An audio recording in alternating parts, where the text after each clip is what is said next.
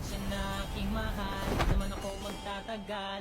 Nais ko lamang marinig mo ang bawat nilalaman ng puso kong ito, inaalay ko sa'yo. Dinggin mo sana mga sinasabi ng awitin ko.